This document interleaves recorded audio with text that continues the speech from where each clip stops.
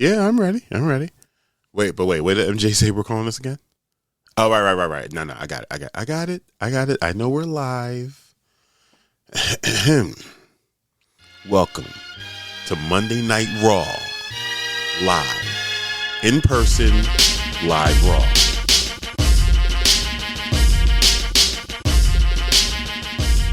Welcome back to News of My Fiance. Raw, live, in person, live Raw. With Morgan Jones and myself, DJ Ambush, reporting live from the 5-alarm fire that is indeed Portland, Oregon. Thank you so much for joining us. We really appreciate your support. Be a part of the text chat fam. Hit us up. Join the conversation. We're on Twitch. We are on Facebook. And we are also on YouTube.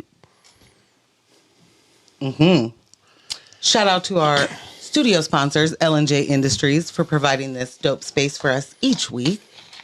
Excuse me. Shout out to our production team, Kyle of Residual Audio, Jess, Ross, and our remote quality controller, Michelle, for making sure that this show happens every single Monday. And of course, shout out to all of y'all for watching, listening, and staying engaged with us. Yeah. Now, before we get started, fiancés, make sure you like, comment, subscribe, hit that bell so the algorithm notices us. Become a member over at patreon.com/newsofmyfiance to support the ever-expanding show. We just want to be able to spend some quality time with you while paying the bills. So, let's get it popping. Money. Listen. Donations. We got some things to cover this week for sure. We laid it out. We let you guys know there's going to be a pop quiz tonight. Anyone that's following us on Instagram. It's like, please take a look at that Jubilee video. We got a pop quiz. I'm still working on the quiz. Yes. Okay. You know? I feel good. I got a couple questions in here. My odds might be. Yeah, I think you're going to get some of this stuff right. But what are we covering tonight? So, we're going to revisit the big, beautiful blood oath, or bill, as Morgan affectionately calls it. I prefer the blood oath because that's where we are. We have the MLK files versus the Epstein files. Which one's more important? MLK? No. Which one's more relevant in the time right now? Huh? Which one's a distraction? Which one isn't? Oh, okay. Yeah. Tyler, the Creator, just dropped a new project. Indeed. Don't Tap the Glass. It's sensational. I'm phenomenal. Yeah. The rollout's been great. Phenomenal. Yeah. And Eric Adams, Feigns community concern. You know what you're going to do. That's a great way to put it. Yeah. So we are going to talk about the Surrounded. Are we doing that? I think I thought we were doing that later. I think, yes. Definitely later for that. For sure. Yes. Sorry, y'all. We didn't have any time for a production meeting. And I say, blame Ambush. Oh. Nope, just kidding. Okay. This time, blame me, because he's going to anyway. Oh. How about that one? I wasn't going to say anything. I was going to place zero blame. This is how I know he's placed blame. Yeah. We're going to do a thing. Yep. But yes. I'm right about this. There's also that. There's the ColdPlay situation. Jess, have you seen anything about that? I was taught about that by my wife, my lovely wife. Yes. What happened there. Hey, Emma. Yeah, man. Do you want to start there? I think it's a good place to start. Good place to start. Michelle, what's happening? Michelle's in the chat. Hi, Michelle. So she said, sorry, watching Jubilee is against my religion. I mean, kind of fair. We're going to talk about that. Would you care to share why? It's against your religion, Michelle? Just from the teachings, like what's the, I'm wondering if it would maybe inform us for the conversation later of, is there any reason to do this style of debate. That's definitely been the bulk of the comment. Not, I'm gonna say the bulk. That's been a good portion of some of the reaction that I've seen to the video. Some of the content creators that I follow online. David Dole said he got an invitation and turned it down. For this reason, like, what are we doing this for? So, yes, I'm very interested in jumping into that. But where did we start with ColdPlay? Was that what we said? Yeah. Okay. Because you gotta be able to have a little bit of fun, right? Sure. Like, absolutely. especially in moments where it's like, is this really like, should it be news? Probably not. Right. Did they then like really make it news? Yeah. Kind of. I mean, not real news. Just, some ridiculous tea. So during this Coldplay concert, Yeah. they do a portion of the show. They like do like a kiss cam sort of, but it's like when you're at a sports event. yes, and they announce it. We want to see your faces, so we're gonna put you on the big screen. So if you haven't done your makeup, do your makeup real quick or whatever makes you feel presentable. Right. And then the camera goes around. Right. They are not the first people to get the cam, as far as I understand. But kind of even if they were, cam hits them. They are booed up. Now, when you say they, who's the they? Well, what you see is a taller white man and a white woman. And in the moment, I don't know their names, but I know that they are both in trouble. Like, what just happened in that split second of them just swaying with each other as he's holding her gently from the back. They died. Yeah. Like, they actually died a little bit. Yeah. Immediately, he dips off. He abandons her. To be clear, he abandons her on camera. Down. Yeah. Boom. He cuts. Gone. And then, it's like he notices, he makes a move. She notices, she frees for a little bit, and then she kind of... But she turned around. Yeah. She first put her hands over her face and turned around. Dude is still fumbling, but on his way down to just, I'm going to lay down here. I'm going to play dead. I think I'm going to play dead until I know for certain the coast is clear. Now, the reason this is a big issue is because they're both married, and one is the CEO, and the other is the head of HR. They're both married and not to each other. Yes. There are other people in that equation. Yeah. Sorry, I'm trying to bring up his statement real quick because so they're at the concert. They get caught by the Coldplay cam, and of course, because their reaction was their reaction, it went viral. And But Chris said something, right? Oh, right. Yeah. Chris Martin said they're either having an affair or what was... Yeah, I can't remember. They're either having an affair or something. I can't remember what the other part was because it was irrelevant because they were having an affair. The affair was, in fact, caught in 4K on a Jumbotron. In full swing. Full swing. In full swing. In the act. Yeah. In the act of the affair. They were affairing. They were doing an affairing at that moment. Yeah. And, okay. I'm sorry, I did not have this pulled up before we started, but his statement. So you pull it up. Yeah. His statement was issued immediately. And I read like the first couple of lines and immediately I'm like disinterested and just kept scrolling and probably watched like, I don't know, like an Otter video after that. Much more entertaining. You want no parts. And much more enlightening for sure. Definitely probably more informative. Yeah. No question. See how those guys play with rocks? You got to see that. If you haven't seen that, they're like globetrotters with rocks. Otters are amazing. Yeah. But, okay, sorry. I'm almost to the statement. Okay. Everything's a freaking paywall, man.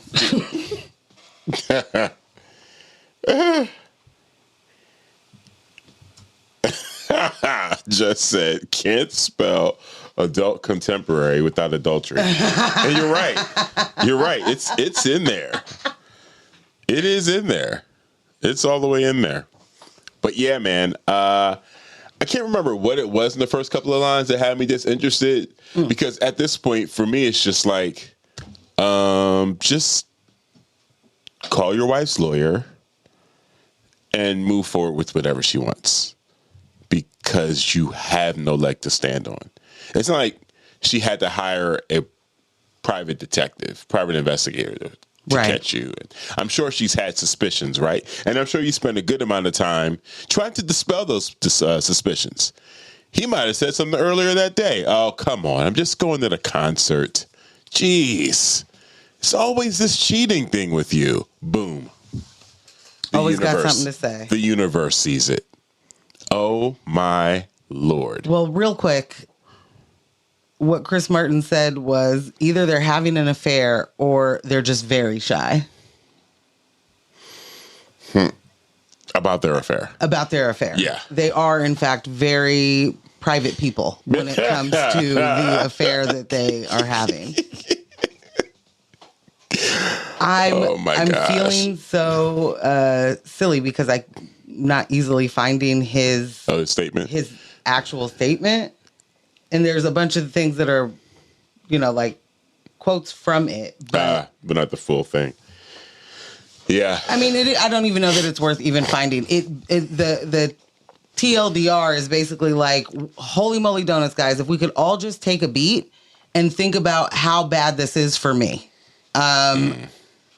Like, that's the HR director at my company that I'm the CEO of. And also, my wife is probably not stoked. I think probably my kids either. I would err on the side of her not being stoked. Unstoked, if you will. The fact that this has now gone viral is really a pain.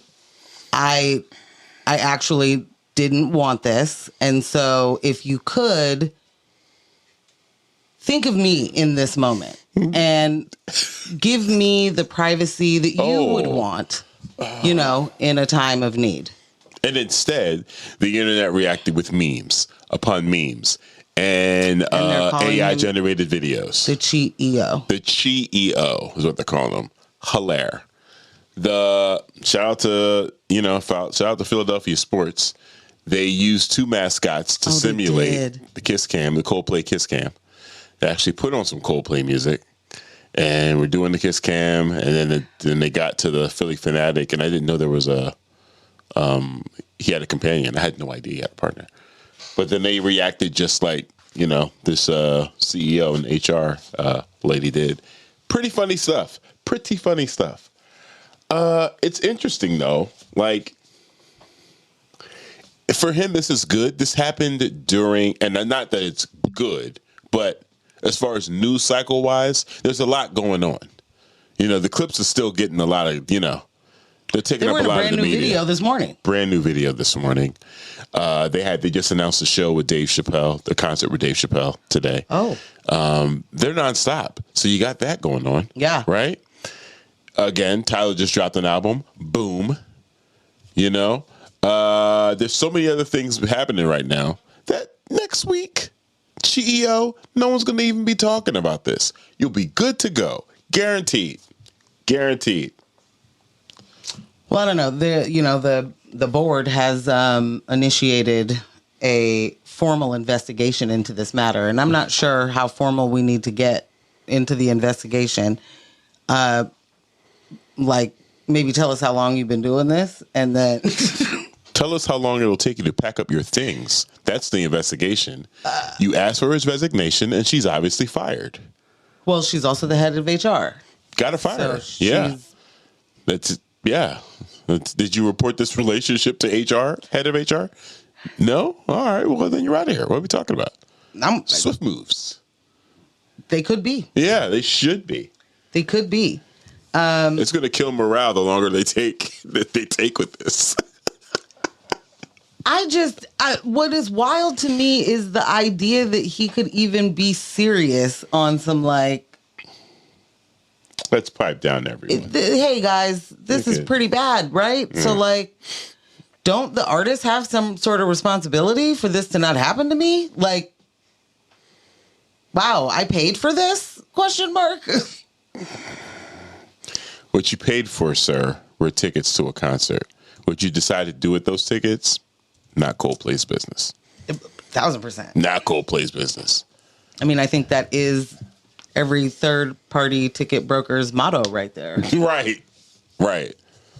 Yeah. But yeah, whether you show up or you sit there or you show out in the way that you did. It was a romantic evening. The sparks were in fact flying. The lights were guiding you home.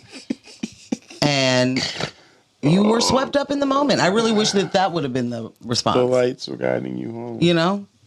It was such a beautiful moment. I thought I was, in fact, swaying with my wife. I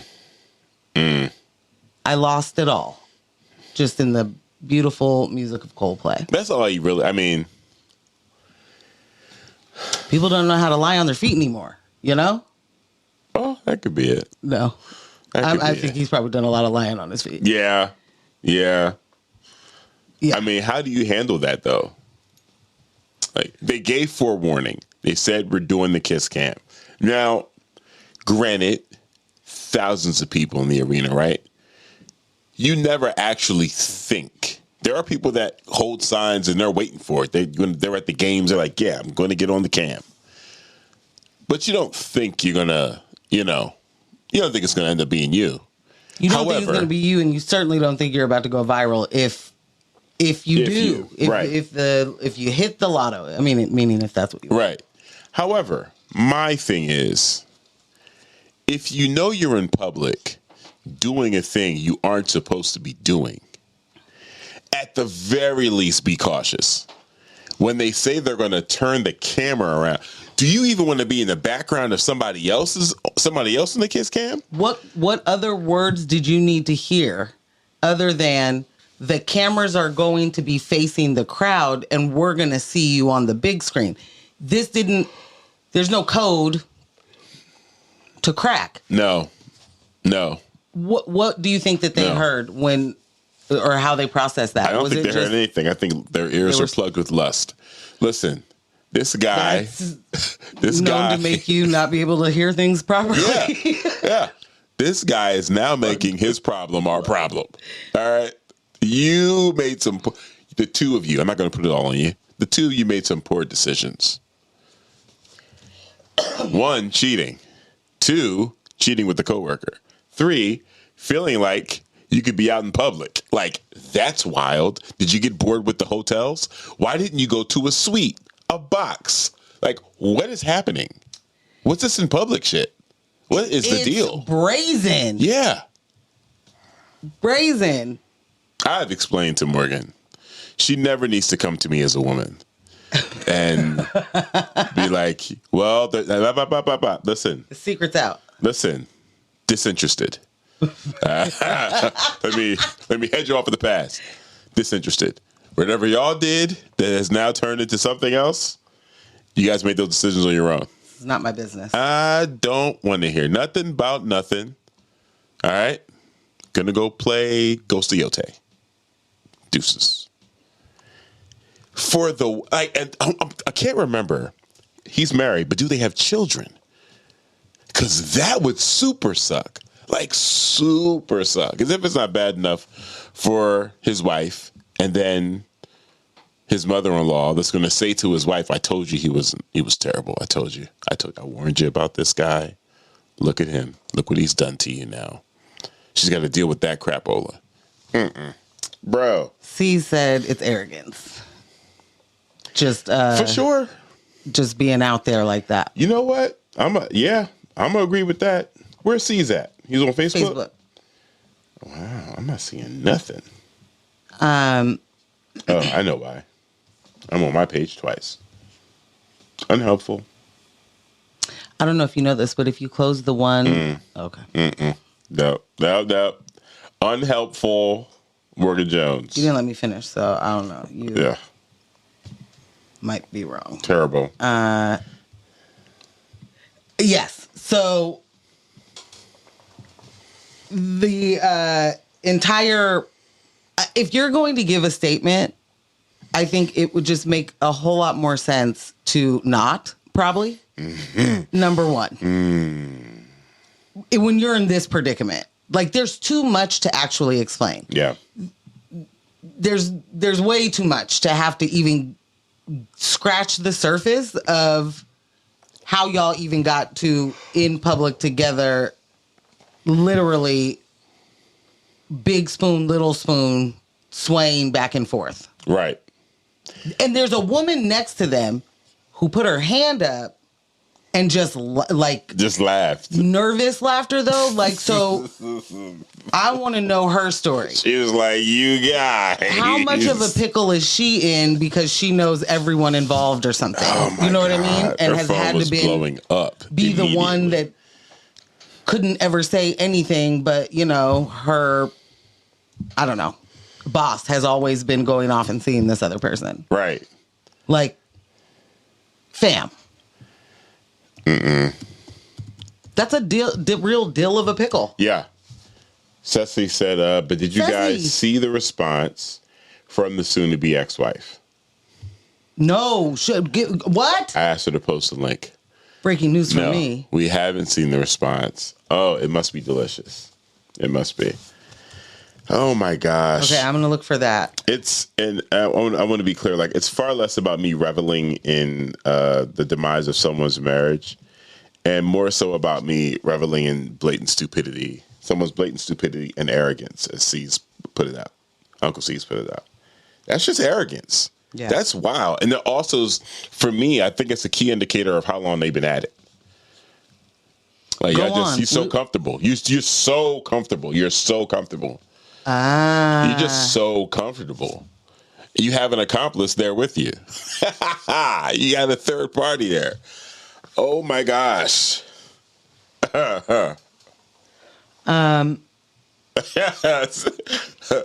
Big C's says she, the accomplice, looked like she was with the shits. Yeah. Yeah, no, I mean, okay, accomplice is probably...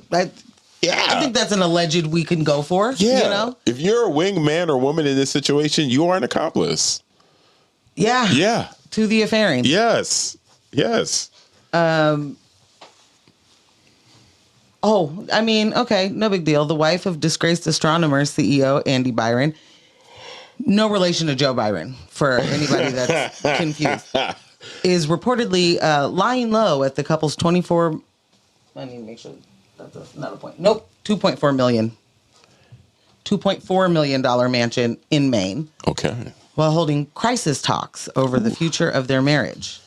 Oof. Photos from the cringeworthy concert moment quickly circulated online, showing Byron cozying up to Cabot, the HR director, as the two appeared on the stadium's Jumbotron. I'm sorry. I thought...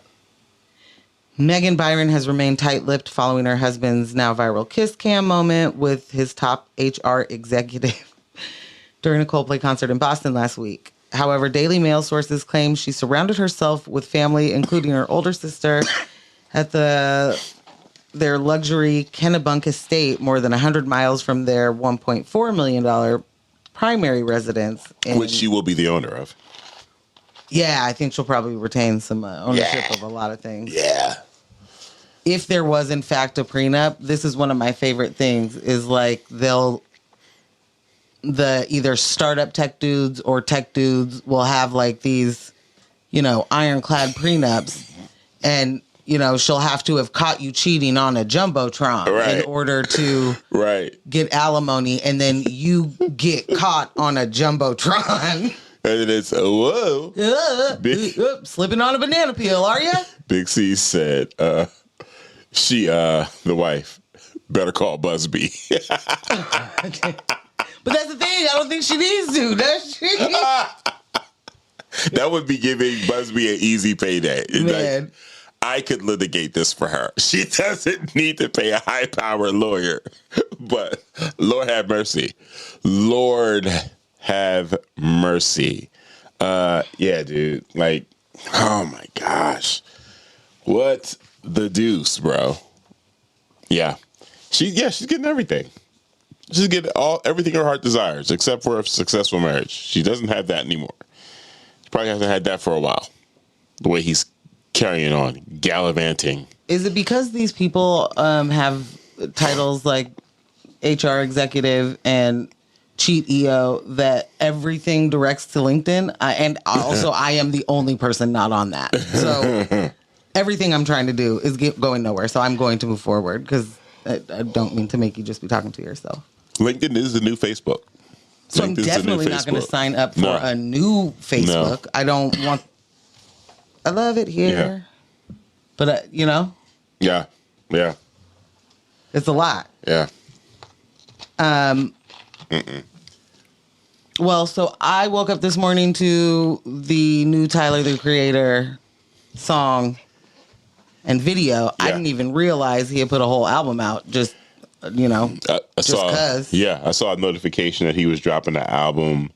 I think it was on Friday, and I saw it somewhere online. It was like, and Tyler's dropping on Monday. I was like, what? I'm sorry, what's going on? Like, explain yourself. Yeah. Like, I think I just had sent you something where he was like, music needs to go back to being put out on Tuesdays. Yeah. And so, way to go. Just a surprise drop on a Monday. Yeah. Not mad at it. Not at all. Not at all. And he's still on tour. That's the interesting part. Like, I can't remember what tour date was that I saw where he pulled out, like, clips his Lord Willing album and had it on stage with him and was like, this is what y'all need to be checking out. This is what you guys need to be listening to. Like, it's because of albums like this that I am who I am today. So that was real dope for him to say that. But that was like a week ago. It was like really recent. And so, yeah, he's still active out there, getting it popping. I'm not sure how many dates are left in the tour, but I don't think I've ever seen anything like this with the album dropping. Like, while on tour, you're dropping another album. It almost has a Beyonce feel to it. Like, at least, which usually drops word of the new album while on tour, but he actually dropped the album. So I think it's like 12 tracks. Oh, I thought it was. Is it 10? It's a 10? I thought it was 10. 10 tracks. He made a point to say this is going to be a dance-heavy album. He did a listening party yesterday where they played the album back-to-back, straight through. No phones were allowed in. The invitation said, come prepared to dance. If you do not dance, don't show up. Like, don't do it. 300 people in attendance, and he said they were partying. He got the desired effect. Yeah. Perms and weave sweated out. That. Yeah. He said he was inspired by the way that people were willing to express themselves. Right. When you remove the pressure of this is being recorded. Yeah, he said he asked his friends why they don't dance, and it was that. He said they're afraid, to get caught on somebody's camera. They're afraid to look stupid on somebody's camera, be a meme or something. So it was like, wow, like the fact that fear is like changing your experience with music. You don't even really get to engage with it the way you would want to, like, especially around other people. So you only feel safe dancing in your house. And is that the only time you ever get that little moment of creative release or artistic expression or just emotional expression? Like, that's right. Sucks. That's horrible. Listen. Most time I'm in the club, I'm in the booth, right? Yeah. But there are those times when someone else is DJ, and they throwing something on. I'm in it. I will never forget. We were at White Owl, and the DJ threw on Dreams and Nightmares. This was pre-pandemic. Okay. And that thing started. Morgan said, "Oh snap!" She pulled her phone out. She recorded me rapping that whole thing. Yeah. I didn't care. What? It's a jam. It's my hometown. This is before Meek got into peak Meek foolishness. I think this was even before the beef. Like, it was an amazing moment. I can't imagine the amount of times that we've turned up in the club, like, back in the day, seeing as how I'm from the 1900s. The majority of you in here, y'all are similar stock. Those club moments, you can't match them. You can't match them. I see a lot of DJs complaining about, you people just holding cameras up and everybody's posing and the dance floor has been replaced with a bunch of VIP sections. I get it. I would miss it too. I would miss the actual club participation because, come on, $2 Tuesdays? Oh my God. What? We're talking about hundreds of drunk people buying cheap drinks, turning up on a Tuesday. On, what was that? Spring Garden Street in Philly? Oh my God. Oh. I feel bad for the kids. Not being able to be in an environment where they can dance freely. It sucks. Yeah. Yeah. So, how many times have you listened to the album? One all the way through. Okay. Yeah. Same. One all the way through. Some standout tracks. Some definitely some shots at Drake. So I'm looking forward to, some of the breakdowns we're going to get from listening again and yeah. What's my guy's name? Jean. Screwface. Jean. Yeah, Rob Markman's going to give us some good stuff. Justin Hunt's going to give us some good stuff. Let us know what's happening. Fantano's going to give us some good stuff. I'm a fan of Jay Nolan. I like Jay Nolan. He will give you some good stuff too. So we got a lot of people that will be breaking all sorts of stuff down. You got Super Dub on your Facebook. Oh shit, Wills. Yeah. Wait, that's Wills? No, Wills. Wills. Yeah, my bad. He said 1900 sound crazy. Yeah. Sound crazy, feel crazy, wrong, but somehow right, like all of that. Yeah, that's Wills. Yeah, man. Yeah. Do you want to do the Eric Adams real quick? That was going to be a story, but I think the Jubilee thing is going to take a lot of time. Or we could hit the Trump real fast before break. I think we can do the Eric Adams. I was gonna the 1900s made me think about DJ Camp. I was going to do a quick recap on that and also plug for anyone listening. So I had COVID. Was that 2 weeks ago? Yes. Terrible. So bad. This new strain going around, I'm telling you guys, make sure that you're vaccinated, masking up. This new strain is no joke. Jess had it. I had it. The level of congestion that you are dealing with is something else. It's not pleasant. And my doctor's office basically told me it'll be like a month before the fatigue completely goes away and I'm back at like full strength. So I usually do two DJ camps with Portland Art Museum, Pam Cutt, and ages 8 to 10. And then 11 to 14. So the 8 to 10-year-olds, we had to cancel that week and reschedule it. So that's rescheduled for the week of the 18th. So definitely there are some slots available for that. So anyone interested, any of your kiddos got some free time, or you just want to get them out of the house for a week, let them hang with Uncle Am, boom. There are slots available, so definitely head over to Portland Art Museum or Pam Cutt.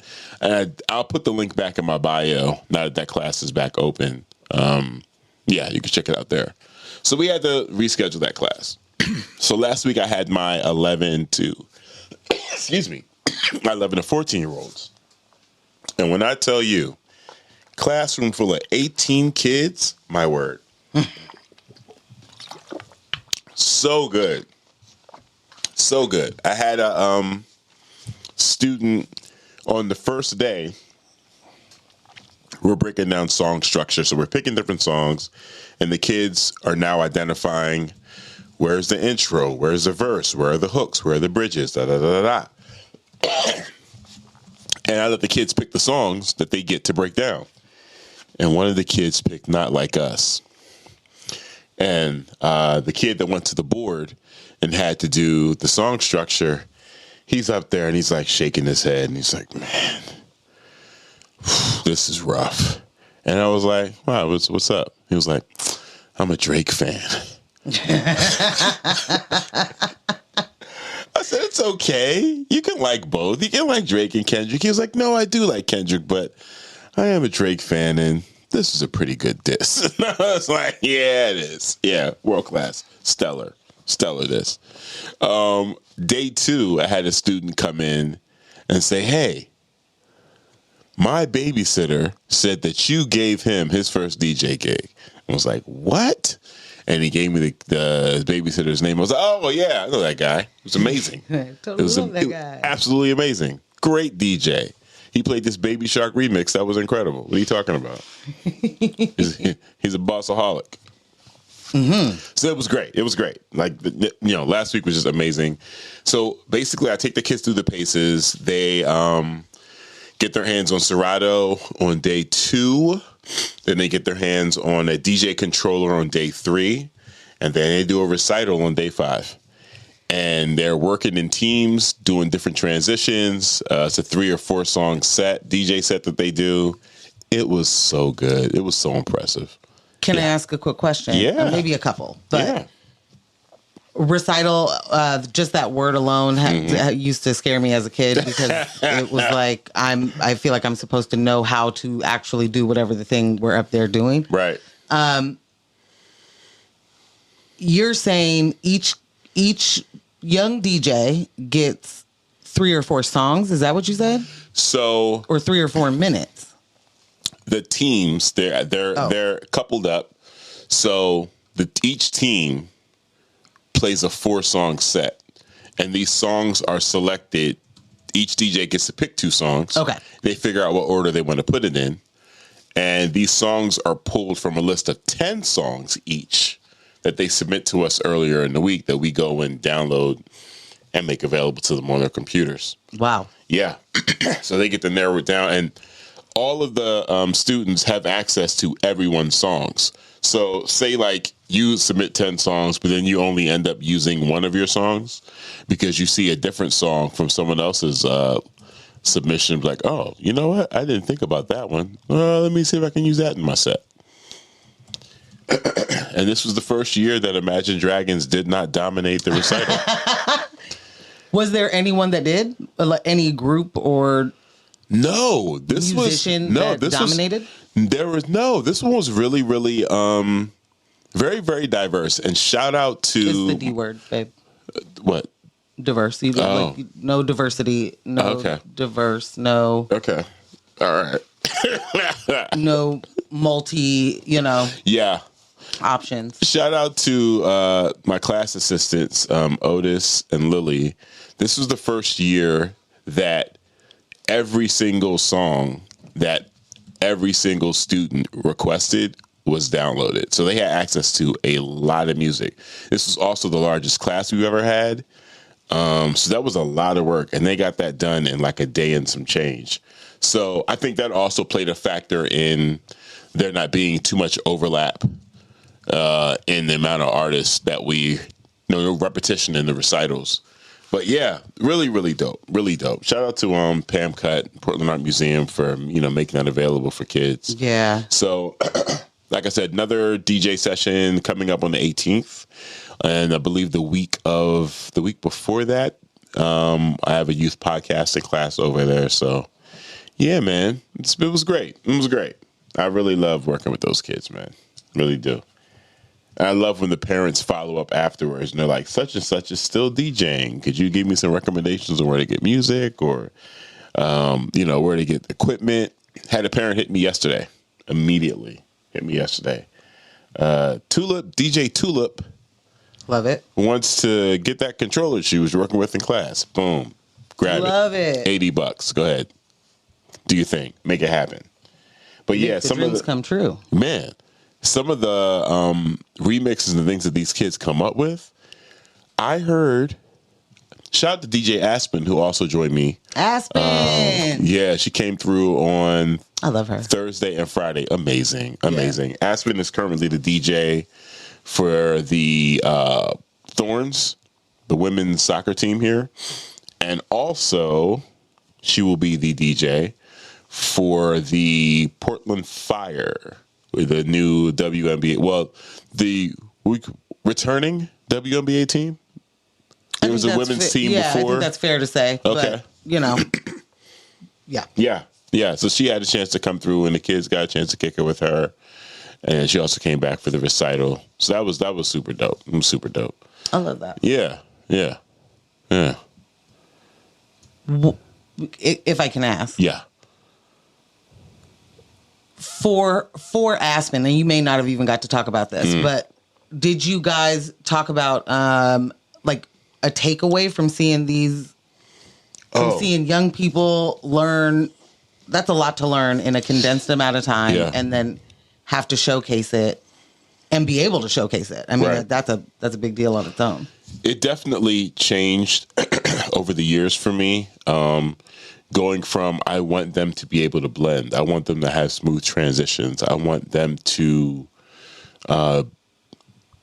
really just show out at the recitals. The goal changed from that to, I want them to understand how to use the equipment. That's it. Transitions, definitely. Let's give you some easier transitions to learn as opposed to blending.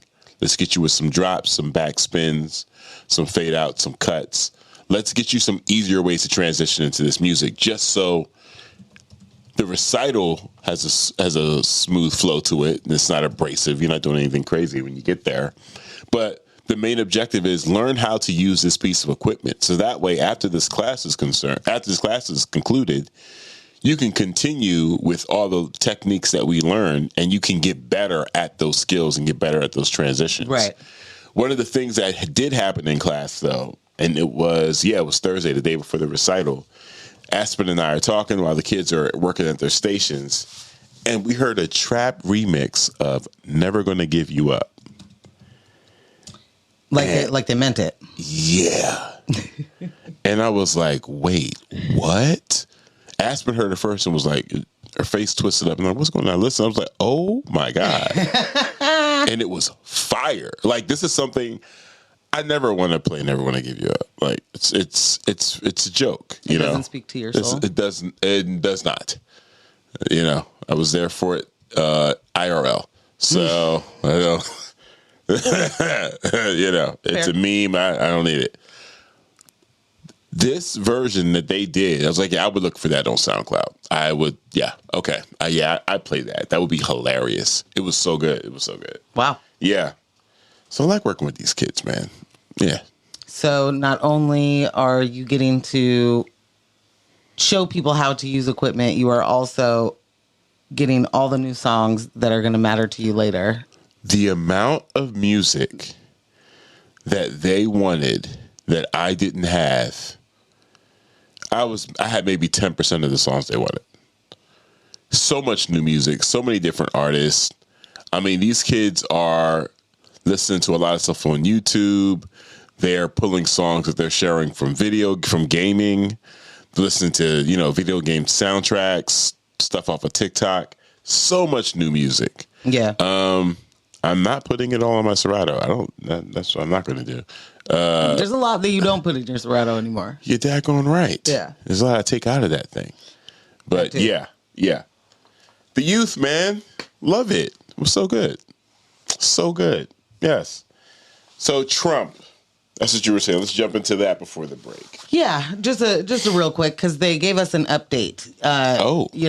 From in the big, beautiful blood oath, as you know, that is just a pledge to billionaires to make them trillionaires. So, and we pledge that we'll die for them to be able to do that.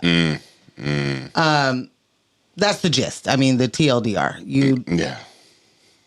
If you want me to expand, do something in the chat.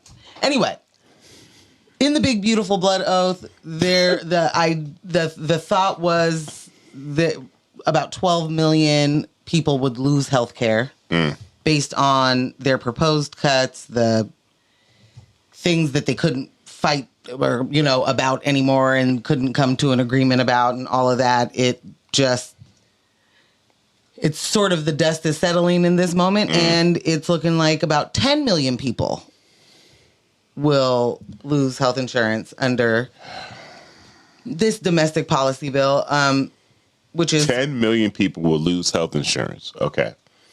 Go on. it is slightly lower than the earlier projections. So I don't know. Doge may try and like take credit for savings of something that didn't happen. I don't know. The loss of that healthcare will be from cuts to Medicaid and the Affordable Health Care Act or Affordable Care Act programs, otherwise known as Obamacare, otherwise known as Show Me the Birth Certificate. So, like, obviously, we as Americans cannot have, like, immigrant healthcare policies here, like, by an immigrant who was also, like, a communist that hated America, but was also the president twice in a row. Can't have any healthcare that guy was like, yes, we should do this thing. And then they called it Obamacare. That kind of backfired because a lot of people were like, damn, I kind of like this Obamacare, even though lots to not like.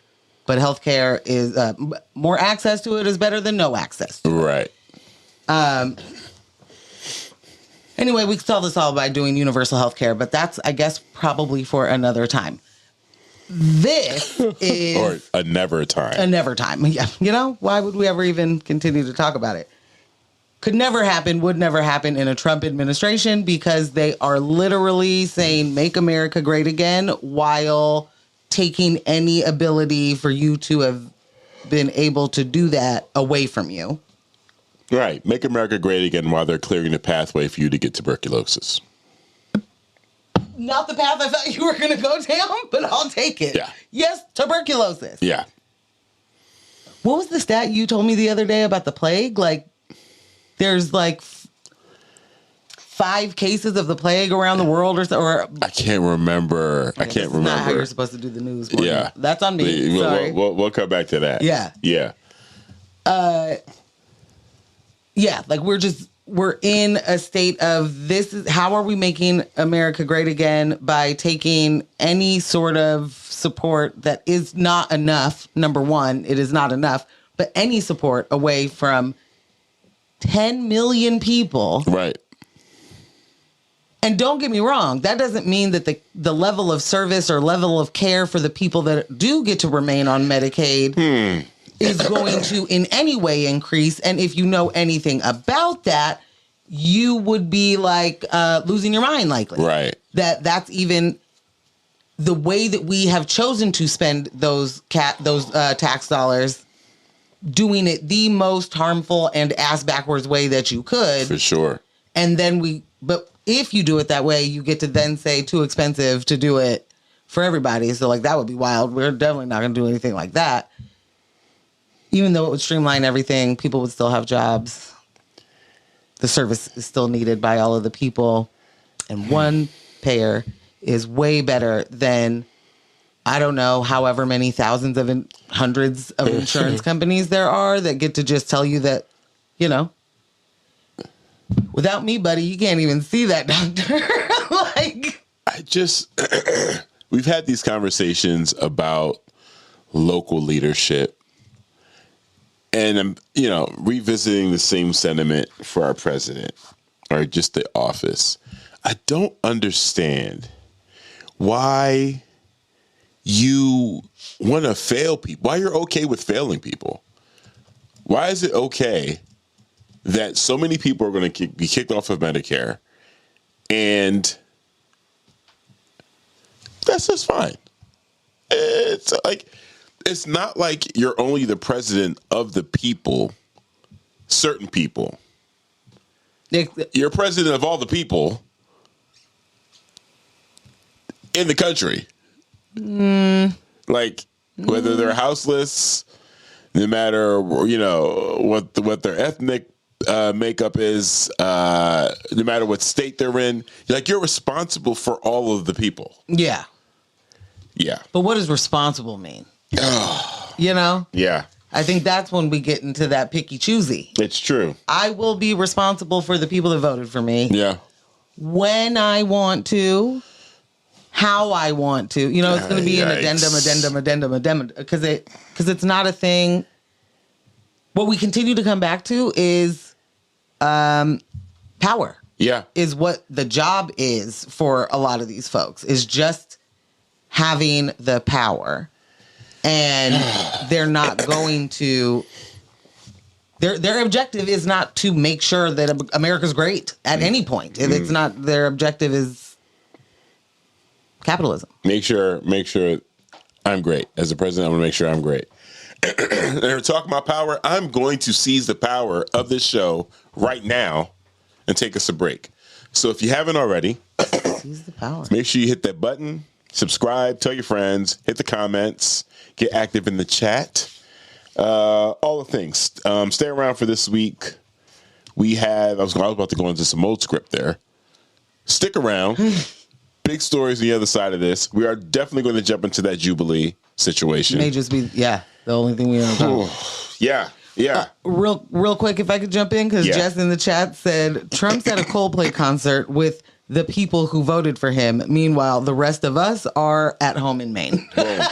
Boom. That's it. There it is. We also have a list of events we're going to be going over at the end of the show. So we will see you in 10 minutes.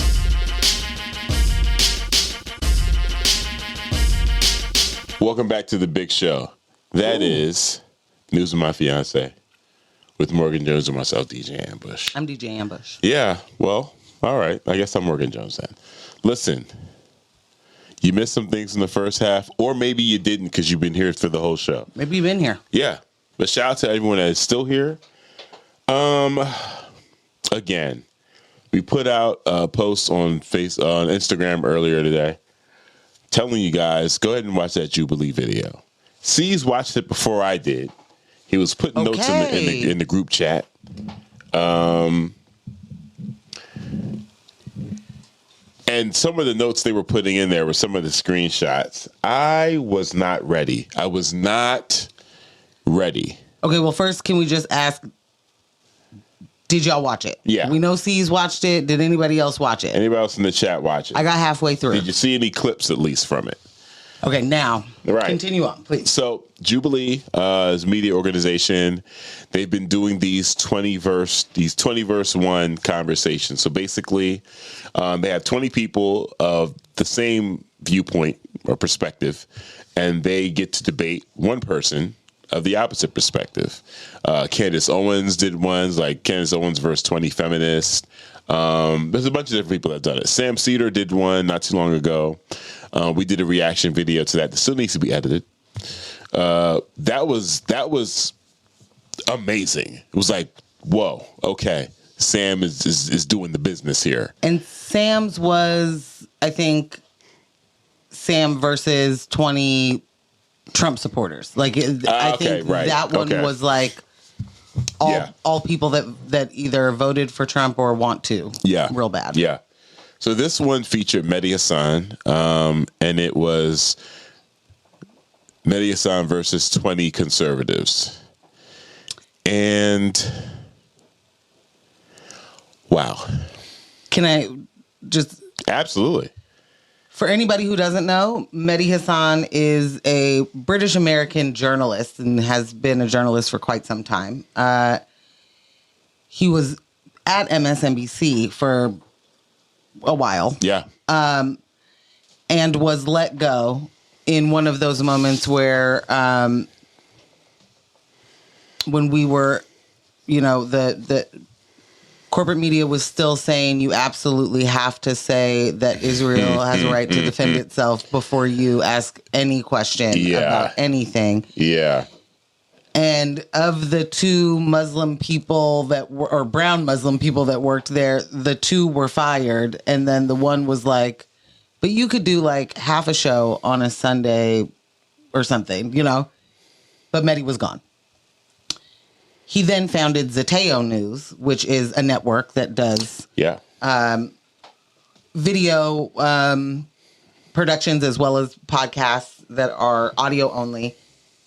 I just wanted to give an idea, Yes. like Mehdi is also known, he's a trained debater, but also known for pushing back in his interviews with people. Yeah. You know, He doesn't let the getting off BS fly. Yeah, not getting off the blatant lies and the, you know, just the fabrications. He's Right. not going for it. So, kind of like the perfect setup for this kind of premise. Like the 20 far right conservatives. I think that's how they That's what it's framed framed. And this thing went up yesterday, if I'm correct, right? Today Yes, is the I believe so. 21st. Yes.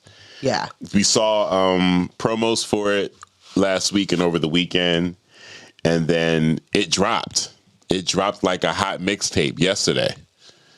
And we are at a full, you know, we've crossed 24 hours of it, and it's already at 3 million views. Over 3 million views. 3.3 million views. Bruh. So, I was saying, I think this is kind of like the perfect premise. Or, you know, the premise itself, I don't love. But this setup should be conversation or debate that at least has, you know, some, not just factual basis to it, but there isn't that hesitancy to push back when you are being lied to. Right. Like, you know, are really amazing and envied by all American sensibilities of like, oh no, this person's lying directly to my face. I guess I should entertain that fucking idea and continue to talk about their fairy tale that they read. That's what we do here. Yeah. That's what's on traditional media spaces. I mean, I think it's true for everywhere, but I think that's just an American way to handle conflict, or I don't know, inability to do that. Unsure. Anyway, the idea is that could be, and you could get something out of this. Yeah. I don't think that every single one of these is helpful, but so I'll say that, and then I'll ask you, because I have a very, you know, sort of, I'm going to say informed, but it could lead someone to believe that I was biased. But I have an informed view on debate culture and like debate bros and what the marketplace of ideas did to the destruction of the men of this country. Like, and globally likely, but like. Certainly globally, yes. Here, the marketplace of ideas broke a lot of brains and made a lot of people believe that sounding smart was more important than knowing about what you're talking about. So like just I'm going to steamroll the conversation and just keep saying things that nobody was talking about. And now the person arguing in good faith has to like try to respond to all of the lies or the trail of tangents and distractions that they're just throwing like grenades. Like it is not fruitful necessarily every time you see one of these things. Right. And I don't think that debate as the form that these debate bros know it is something that actually changes their minds, right? But I find the value in this kind of stuff to be who it hits in those people's audiences. Right. And how it helps show in one place where this is not like, you don't get to do they clipped it, they took it out of context, they did the da-da-da, you know, like all of the things that you get. This, and they could have clipped it. It could be out of context. It could be edited weird. All of those things are still true. Right. I suppose, but like, this is the views that you are, you know, agree with, talking to someone who opposes it rather than the keyboard warrior just arguing to be right. Right. Or talking to, waiting your turn to talk. That's what I mean. Yeah. Yeah. You're not like actively listening to any of the things or actively taking in any of the information that you're getting when they respond to you. You're just like, aha, you used the wrong there. And so now I can tell that you have a public school education and you can't read past the third grade. And now we'll harp on that. Now that's what we're going to talk about instead of the fact that, yeah, I did start this conversation by saying I'm a Nazi. Like, wait, what? I think maybe, that's a key point. So there have been ones that I have found value in, and that is not a lot. But I am halfway through this one. And I think delivery matters a lot, too. I cannot wait to hear from Michelle. Michelle's sea lioning gone mainstream. I want to know, because you told me that a lot of the discourse was like, why are we even doing these kind of shows? This is not a good use of time. This is not, these people are not arguing in good faith. They are there to get their clips off. They're there to try and get some more internet fame, which is wild to me. The amount of return customers you got in here who have just been, this is how you know cancel culture isn't real, because they are literally being humiliated on the internet over and over. And then somehow in their minds, their stock is rising. Yeah. It's like, oh, I can't wait to get back. I hope I get another call for the next 20 verse 1. Yeah. Yeah. But then they do. Then they do get a call. Yeah. And the other thing is that they do get a bigger following. And there a bunch of people do follow them because, hell yeah, brother, I can't believe that hot girl said she's also a Christian nationalist. Man, I think it's that, but also, hell yeah, brother. I like to watch the train crash in slow motion. It's reality TV. You know what I'm saying? Like, you're saying that, like not necessarily like a hate follow, but just curious. This is now just pop culture. This is what you're into? This level of self-deprecation? Okay. I gotta tune in. What are you gonna do next?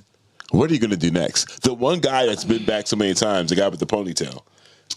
Who made a fool of himself with Sam. I am excited every time I see him on there. Because it's like, you're very bad at this. Yeah, like this is going to be amazing. Think you're better than any of the performances you've given us. Hell yeah. And this, sir, is why you're being casted. I hope you don't know this, but this is why you're being casted, because you're going to, Does anybody have the scoop on how Jubilee cast those folks? I would be interested in that. I would definitely be interested in that. Yeah, Will said everything is ass backwards. Good is bad and bad is good. Yeah. That you're right, but that's not new. Right? Like that isn't new. The way that none of the things that we are seeing right now are new. They are all tactics that are being rehashed and reused and recycled, upcycled, if you will, to the brand new coat of, well, now I don't have to hide it. Yeah. So you got the people who are like, yeah, I'm totally a Christian nationalist. Or one of these dudes was like, I'm a Catholic nationalist, which I thought. Interesting. Well, and Medi's point was, well, here? Right. That'd be a bunch of immigrants. What are you talking about? I don't understand. Well, while it's not new, it does have...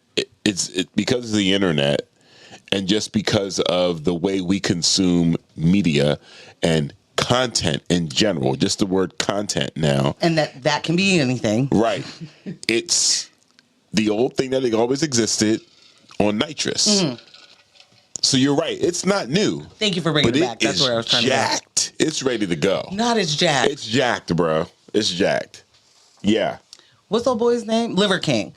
Yeah, yes. It's definitely Liver King around here. It's ignorance and disinformation on Liver King. It's giving Liver King. Yeah. Yes. Yeah. No question. So you have what I believe they think is diversity here within the 20 far right. Yeah, folks. There's certainly some diversity there. And there is diversity there. There are people there that are have absolutely zero issue saying to the British brown immigrant in their face, like, get the hell out. I don't want you here. You shouldn't be able to be a citizen, even though, aren't y'all talking about these undocumented, illegal, blah, blah, blah. But so which one is it? Oh, it is all of it. Right. Oh, it's whoever you want to not let in. Like it just, the more they have to say anything, the more all of it just crumbles, but they don't. I don't know if they refuse to see that or if it's just like, that's not a part of my problem right now. It's unimportant. It's unimportant in the moment. Yeah, it's a distraction. Okay. It's a full distraction. So I do want to know, again, who has seen it? And then also, who's your fave? Who's your fave? Give me a description. Is it the guy with the hat turned backwards? Is it like the Catholic nationalists? Who's your fave? Yeah. Who's your fave in here? Is it the people of color? Is it the brown folk up there getting themselves played? The Iranian gentleman is hilarious. He's done for. Is certainly he's done for. The problem of colonialism. Man. Kill the cop in your head, please. Yeah. My God. There was a whole lot of, I'm a good immigrant. My parents are good immigrants. Close the door behind us, not those other immigrants. Pull up that ladder. However, a whole lot of that going on. A lot of how can we have our borders just open? Yeah. Which, not a thing. One of the things that I can't handle and why I think that debate is, why I struggle with if this is more harmful or hurtful, right? Yeah. Is because you don't end up talking about any of the things that you were that you agreed upon talking about, right? There's the agenda of whoever is in the bad faith role that is legitimately not there for whatever you're there for. You know what I mean? So like to the point of, I'm here to get I want more people to see me so that I get more followers or I can, or whatnot. Like,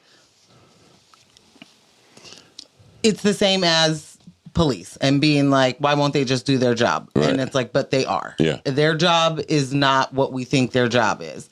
It's the same thing as this. Yeah. I wouldn't sign up to do that if it wasn't something I cared about. They are running from a seated position to fight to get to the chair, whoever gets there first. But they announce a topic first. Right. So it's like, you don't have to run to the chair if you're going to get there and be like, I don't care about the topic. I'm not doing I don't want to talk about that. I want to talk about something else. Sorry. Right. C's answered. He said it definitely, for him, it's the Iranian who thinks he's Caucasian. That's his favorite. Yeah, okay. He said he's like Dave Chappelle in the Ku Klux Klan scene. Yeah. Little Tyrone. This is not Tyrone. Yeah. Tyrone Biggums is... It's Clayton Bixby. Clayton Bixby. Yeah. Little Clayton Bixby there. Yes, for sure. For sure. Booker Square was one of the people. She's a political activist and a comedian, and that I follow on Instagram and also Threads. And there were a couple other people that were like, I would never. Like David Doe from Rational National was like, no, is this stuff even helpful? Not doing it. And it was interesting. Booker Square. My immediate response and reaction to that was, That's interesting that you would find that this is useless, whereas I am so left that I find some of the things that you are doing absolutely useless. Right. Like, you know what I'm saying? Like, there are some people that are like, we got to get in the streets, we got to protest. There are other people who are like, I'm actually done protesting. I don't see the value in it. And I understand where everyone is. Yeah. Because I was definitely in a place before where like, we got to get in the streets. I'm no longer at that place, but I still think it's important that people get in the streets because there is something that happens from pulling that energy and that power together, and certain things are different entry points for people. Yeah, you know what I'm saying. So what Medi did, I think, was a great service. The people that are like, I don't see the point in it, or it couldn't be me. Listen, I 100% understand that. it shouldn't be you. It shouldn't be a lot of us. It should be Medi though, because Right. like you said, Right. there are people that rush to those seats, and it wasn't. It'd be different if Medi did this and we were like, we know how great Medi is, we know how smart he is, we know how capable he is. If Medi went up there and lost, if Medi went up there and took a licking, it never happened. So it's not even like Jubilee is setting him up or editing this in a way where, no, they're doing live fact checking. Well, it's not live, but it's edited. Yeah. But you're getting fact checks happening as you're watching people say things that do not make sense. And these are people who think they're the right ones to go up against a Mehdi Hassan. I listen, I got some stuff for you. Wait till you hear what I present. And then they present some of the same talking points that we see on Twitter, we see all over social media, and in these comment sections. And they're presenting this stuff really, really strong. And then Mehdi very calmly is like, well, that's not true. And boom, boom, boom, boom, boom. There is tons of, for me, there's tons of value for that. Tons of value in that. Yeah. Michelle in the chat said, YouTuber Thought Slime made a point I thought was really important. With these right-wing extremists, we can't ever beat them with facts or reason because they think they are there to serve a higher truth. And we'll dismiss them easily if they don't serve that truth. Mm-hmm. They're happy to debate all day to waste everyone's time, though. Yes. Yeah. Absolutely. And so for me, you're like, Mehdi's got all these facts and he's just like, boom, boom, boom, boom, boom. And he is. And that has absolutely zero impact on the person he's talking to. Correct. But the people that follow the people he's talking to and the people who just happen to, stumble upon this Jubilee video or who love Jubilee for this reason, whatever the situation is, the people who are not firmly in the camp of I am an extremist anything, which, whatever. They are swayable. Yes. Those people are like, yes. And I know that because watching the responses that some of these, I guess, grifting influencers, like like seeing Tim Pool's audience be like, why are you agreeing so much with Sam Cedar? I thought you didn't believe in XYZ. Right. I thought that was communism. I thought that was, Right. To see them being like, wait, so what? So you don't know what you're talking about? That is a thing. Right. I don't know how much of that it takes in order for someone to start to really, escape that but it's a thing. pipeline. But it is part of the de-radicalization. Exactly. Is getting folks to question all of the shit that they've been fed. The people that rush to debate Mehdi, they're cannon fodder. They're not the intended audience. You know what I'm saying? Right. We're not. Listen. If I can use you to teach somebody else, come through. I'll do it. Yeah. Come through. Yeah. Absolutely. I think it really highlights a few things too, like how young a lot of those folks are. Oh yeah. And how I think that this is kind of one of those things that I think each generation hears, and so they think it's unique, but it's really every generation has been saying this of like, you just got to let the old racist die off. Jess and I were just saying that on the break. Okay. Like, we just got to, I remember being there. I definitely remember thinking that to myself, 10, 15 years ago. Definitely 15 years ago. It wasn't 10.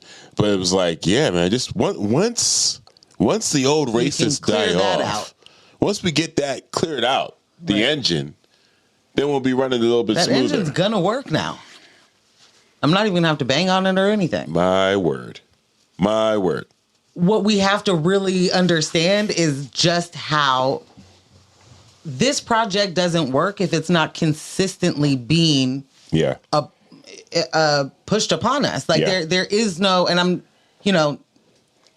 whenever you say any of it, especially now that I watch the X-Files, I feel like someone's going to try and tell me that I, am just a spooky Mulder and not being serious, or you know what I mean? Like it's all conspiracy theories. Jess said, did I tell you that? Did we already share that with you? She's getting into the X-Files now? Yeah. No. Her and Bree. In. I'm in it. I love it. Season after season. Just going in. Well, we're in season 2. So anyway, I don't mean to sound like that, right? Yeah. Like, and I don't mean Mulder for real, but I mean like the way that you get treated if you're like, there's a bigger picture. There is a bigger picture, Jet though. fuel doesn't melt steel beams. Yes. Fan favorite, by the way. That is absolutely one of my most favorite internet moments. Drop the mixtape, bro. Yeah, give us Let's the good. go. Oh no! Now I lost my train of thought. We were talking about the comparison to being as conspiracy theorists.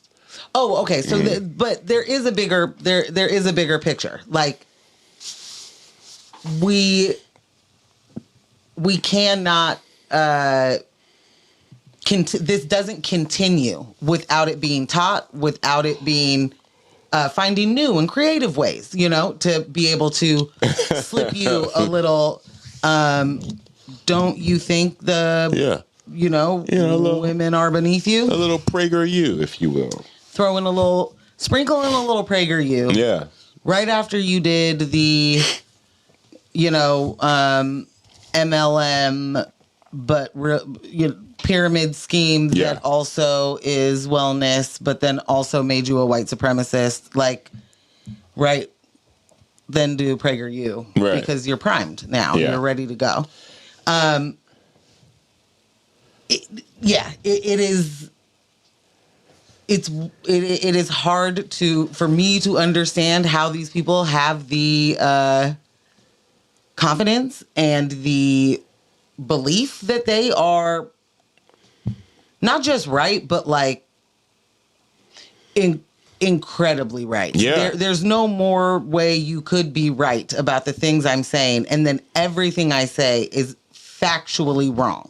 Yeah, the echo chambers are totally responsible for that. Those bubbles that we all exist in are totally responsible for that.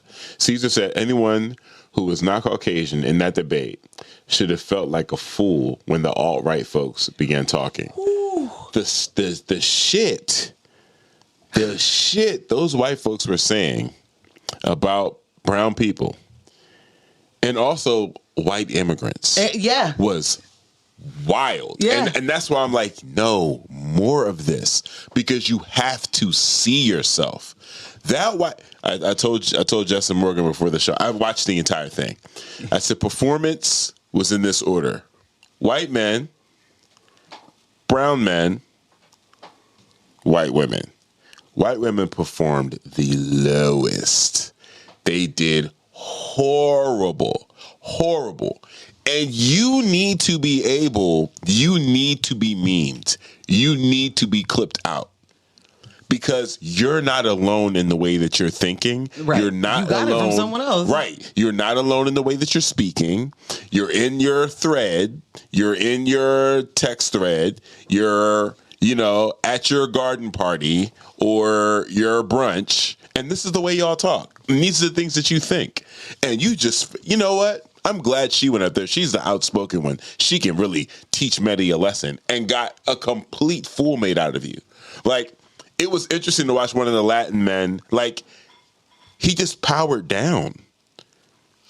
He powered down. It was like, I don't know. Yeah. He said, I don't know that much about the exact case that you're talking about or something. He was like, well, I have plenty more. I can cite you many cases. And he's like, yeah. Well, yeah. Caesar was like, get up. He texted. He's like, get this fool out of the chair. Stop. The other thing that, folks just don't be ready for, especially if you don't watch Medi, because he's off. He's freestyling. Like Medi's an encyclopedia, bro. He's freestyling, not to be played with. He's also calling out the things that are happening as they're happening, right? So he's giving them the answer to or responding to the ridiculous thing they said, and then he's looking around and he's like, well, it doesn't look like all these people agree with you anymore. Got a lot of red flags popping up over here. Like, he he is doing a different level of sunning because it's a nonchalant. Actually, and I don't mean different, but I mean for this show. Oh, for sure. This nonchalant, like, I really probably shouldn't even be here. And it's not arrogant. It's not like I know too much to be here. It's this is probably not the best way for me to spend my time, right? Yeah. But I mean, I guess I'll do it, and I'll give you these answers that are. I have to work zero to know what I'm talking about here, right? And the way that people were coming up, worked up, like they had so worked up, and again, pent up, ready to. Yeah, I don't know what the editing of this looks like. It's an hour and 40 minutes, so they're probably there for like 3 hours or something, you know? I got no idea if this is coming off the heels of a crazy question or something, and that's why they're all puffed up. But like, oh, I can tell you, they're coming up there not to talk about whatever the proposed item is, and then they're like huffing and puffing from the jump. Yeah. So this, I want to spend some time. I know I don't have the time to spend on it, but I want to spend some time researching who came up with the concept for this, because it's actually genius, and it really, really, really needs to be studied.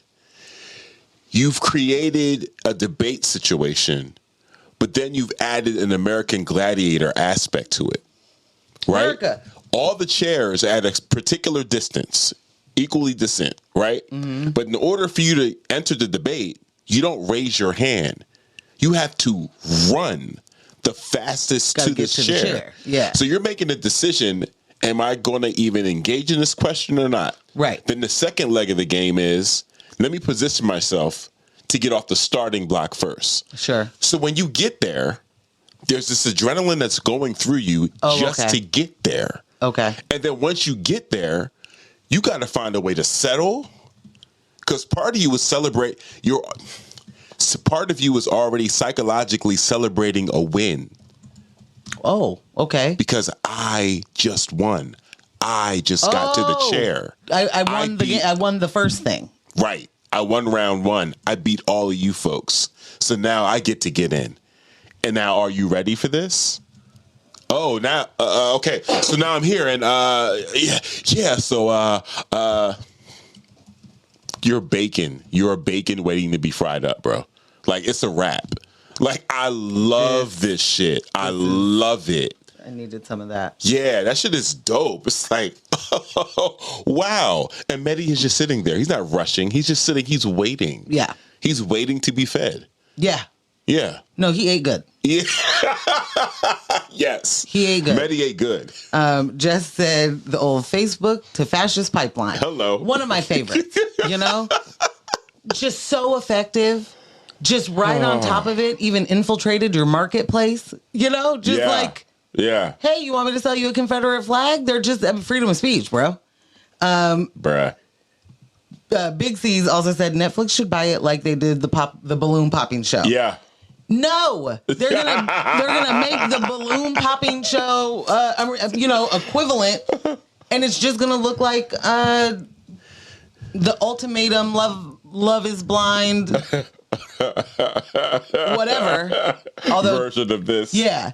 To be fair, I am currently also obsessed with Building the Band, which is, in fact, on Netflix. Yeah, I'm surprised someone hasn't already stolen this or created some alternative version of this.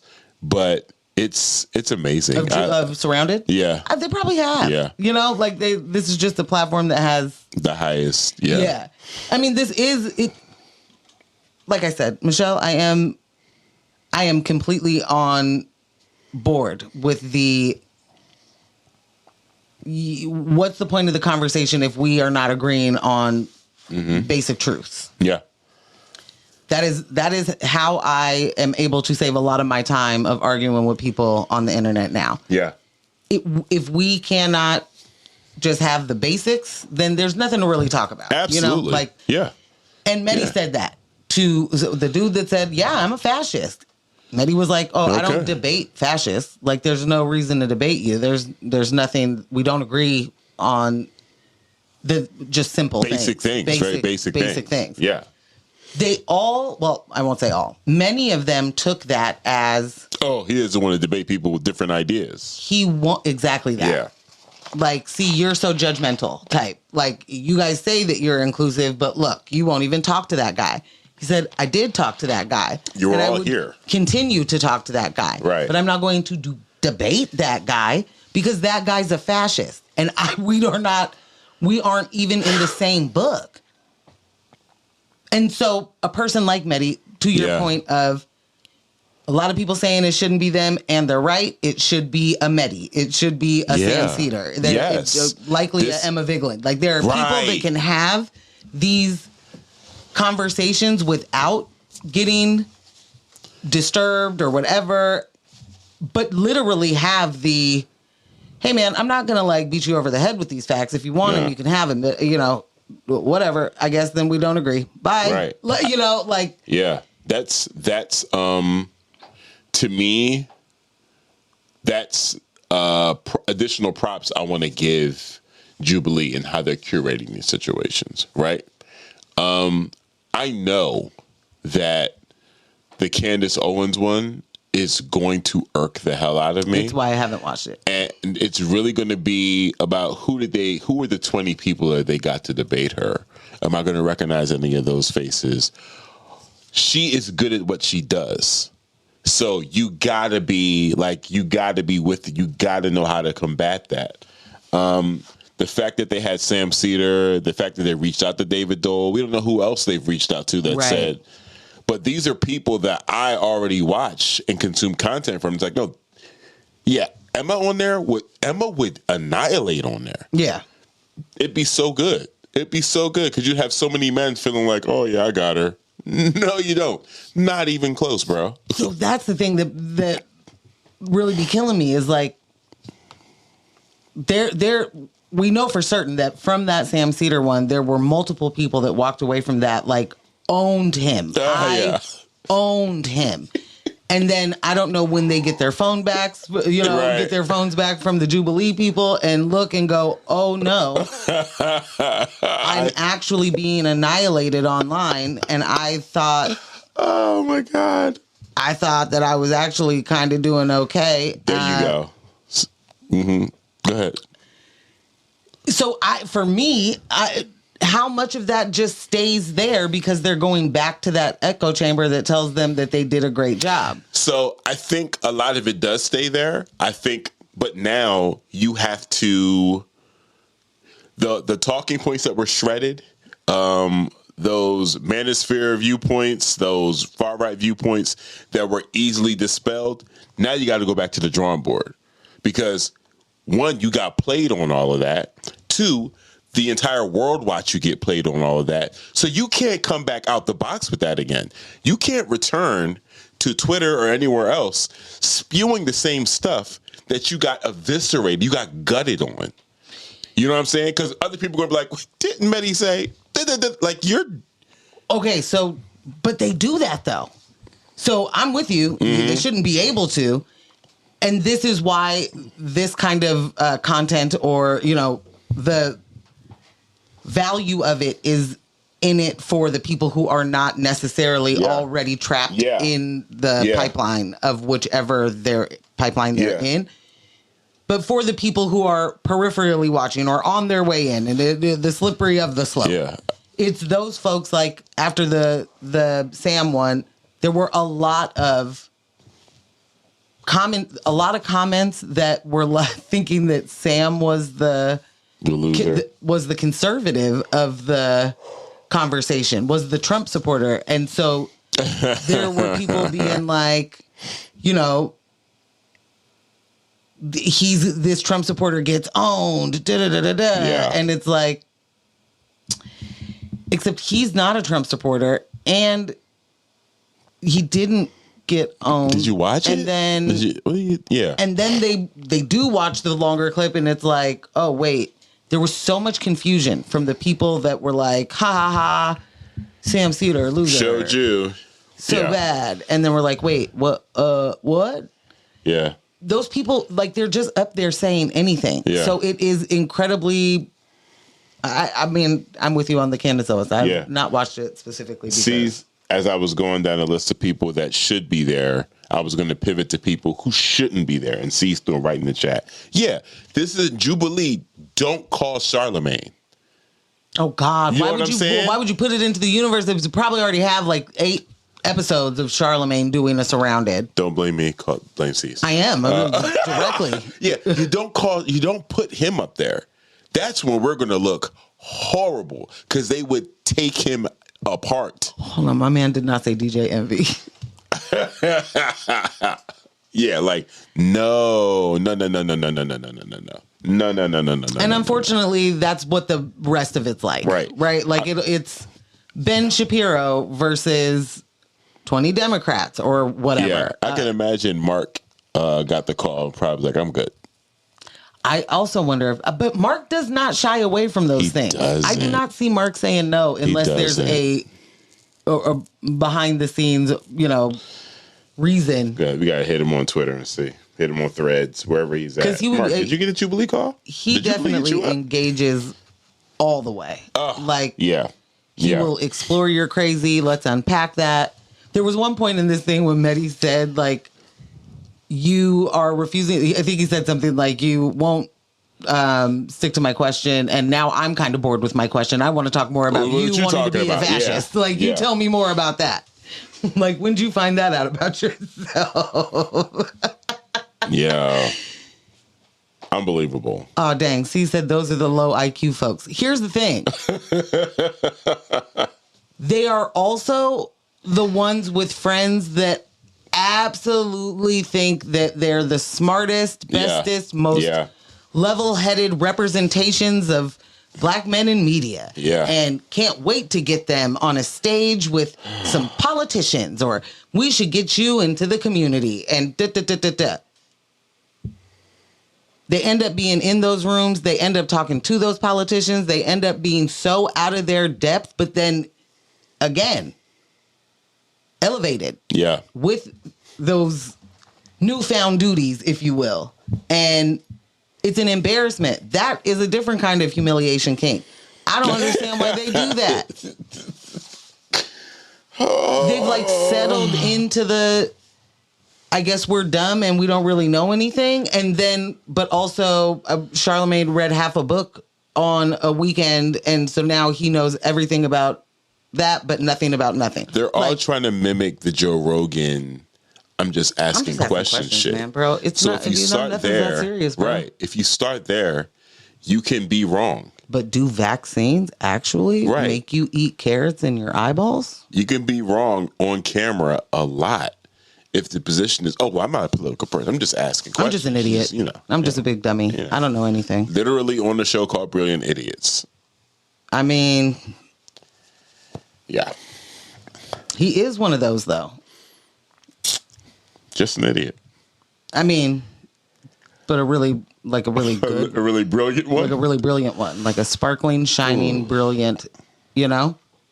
Somehow continues to be able to show up in different iterations of him in the same black shirt, So before we switch to the Eric Adams story, I definitely want to encourage anyone that hasn't watched it, take a gander. Take a gander. If anything, and there's clips out there, so maybe you'll need to see the whole thing, and maybe the clips will be enough. But if anything, it is a nice peek into the minds of the people standing in line behind you at the supermarket. These are very regular, degular looking people. Just walking around, looking like 20-somethings, looking like 30-somethings. These aren't the people that you are imagining. These aren't the people that you think look a certain way when you're engaging with them on Twitter. There's always this caricature given to people that have these wild ideas. This is, somebody in someone's dark basement. No. This is someone that works at, Dollar Rental. This is someone that works at your accountant's office. Like, These are just regular people that you would never see on social media for any crazy, outlandish. They're not going to be in the Karen videos. You know what I'm saying? They're not going to be calling the police on black people, shutting down barbecues. They're not the ones doing that. But this is how they think. So it's important to understand, like, this isn't fringe thought. It really is not fringe thought. This shit is everywhere. And so for that reason alone, I would say definitely watch it. Medi will give you some very entertaining retorts and rebuttals to the bullshit. But yeah, get some popcorn, man. Get some popcorn. Can I just add that you said these are regular people, and I cannot stress that enough.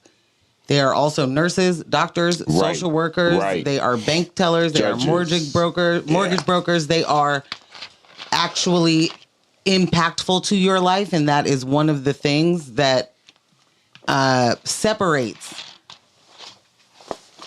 racism from mean words that we can say to each other. Is that a lot of mean words could be hurled directly to every single one of those white people that told us boldly and plainly that they are fascists and they don't believe that anybody should live here except for white people. I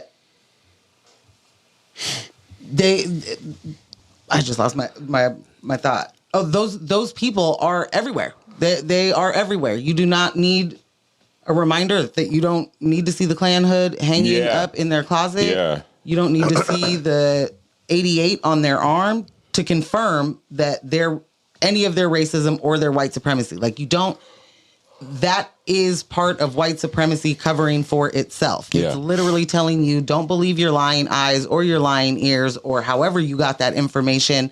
It isn't what you think it is, when in fact, what we are seeing, and to Will's point earlier of it's different now. Yeah. It is louder. It is more accessible. People are not as scared. Yeah. There are white men right now who don't believe that. They think it would be silly to hide their face while they say these things, because that would somehow not only, make what they're saying less true, but also make them gay or something. And so they got to show their whole face to make sure that you can't think that he's whatever. You know what I mean?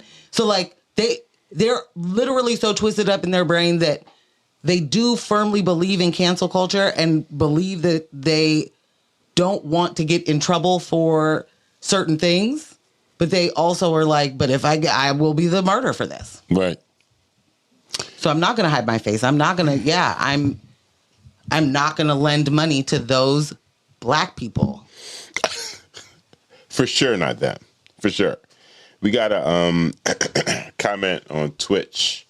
What up, Twitch? Gamer Jame. Yeah. I think this was earlier. We were having discussing Trump a little bit. Said the bigger scandal is robbing the poor to give to the rich, destroying the safety net, disappearing people, building concentration camps, and escalating a genocide. But if it's passed as a pedophile, is the only thing that elicits outrage for most people. I just hope it destroys him. Fantastic comment. It won't. Right. It won't destroy him, not even a little bit. Yeah. It won't. Should have by now, right? If none of what we already knew about him before he was elected the first time. Yeah. If none of that was a hard stop, none of what he did after in the first term was a hard enough stop to not vote for him again. Yeah. I mean, all but admitted to cheating. You know what I'm saying? Yeah. And it's like, I don't know what hoax you guys are talking about. That's weird. I don't know why you keep bringing that up. Like, I don't think he's destroyable in that way. You know? Yeah. It's unfortunate, but it's the culmination, I guess, is really what I'm trying to get at, is that we do not get to this point without white supremacy continuously reinforcing all of its ills on every single one of us. And so just like patriarchy also harms men, capitalism harms all of us. Yep. White supremacy harms all of us. It doesn't matter if you are part of the handful that never feel the sting of that because you are so wealthy. And I do mean handful. Because if you are still at a certain age and, walking around here with a whole bunch of the stereotypes and bias and racist things that you grew up listening to, and you think it's enough to just be like, I don't believe that, but you never check yourself when in your own mind you say something wild when something happens. Like folks are able to separate themselves from all of that to the point of you just got to let them die off. That was never going to work because no one's saying this is bad. Right. We're all still making space for it. Oh, they're old. They don't know any better. Like, what? Yeah. They don't know any better? You mean the people that actually saw the lynchings happen? Right. They don't know any better? Like, what we just don't sit in and what white people absolutely refuse to sit in is actually paying attention to the things that these people did, what colonization means, what you have to be willing to do. Yeah. To take someone's land. Like the way that people in that Jubilee, but also in all of this country and globally, the way that they are standing in that in purpose, like, or with purpose, like they're proud. Super proud. My family were settlers. I'll never forget that. And Coulter. Thank you. My family's settlers. Like, are you out of your mind? Right. We built this. We are the Native Americans. What? Crazy. To say you are settlers with reverence, with like pride. Like, no, we did that. We do not sit with how violent even the thought of taking over someone else's nation is, let alone the violence that must be enacted to do it. We do not sit in the fact that those, the most we see of that is European white people. Yeah. Just globally destroying humans, the planet, destroying. And y'all don't have to sit in that, which is wild. But you also get to look back at that with pride. Someone explain to me the disconnect, because at this point, is it not in the DNA? Is it, You know what I'm saying? Like, are you not just what do they say? Predisposition. Like, are you not predisposed? Yeah. The nerve to be like, let me get some of this. All yours. Mm-hmm. Super predators. They have all these young black thugs have no choice. They're just absolutely inherently violent. How people that can say that and know that the most violent acts, I don't care the name that it was done in for every single one of these, folks that find justification in it. How dare you? How dare you ever fix your mouth to be like, thug? Right. Not from you. Not from you. Where's the law and order? You tell me, bro.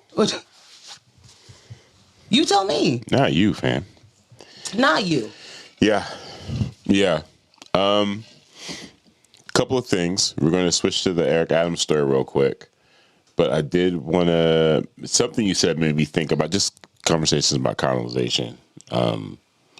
France just withdrew from Senegal completely. Whoa. Yeah. They're gone. They've removed themselves from Senegal. I'm anxious to talk about that on Thursday. I'm throwing in a link in the chat to a FD Signifier video as we're switching gears to talk about New York real quick before we close the show out. In this video, he does go over, the energy around Mamdani right now and how cautious we need to be about, what we do and don't fall for. It looks very optimistic. Jim Clyburn just endorsed Mamdani, which is the surprise I did not think was ever going to happen. I did see a video, and I shared it in our thread with C's, where Amanda Seales was warning Mamdani not to go down the same path that we've seen Bernie go down sometimes. And where Kamala ended up, not being clear on certain issues. And in this video, again, FD does a really, really good job explaining the different places where Bernie fell short.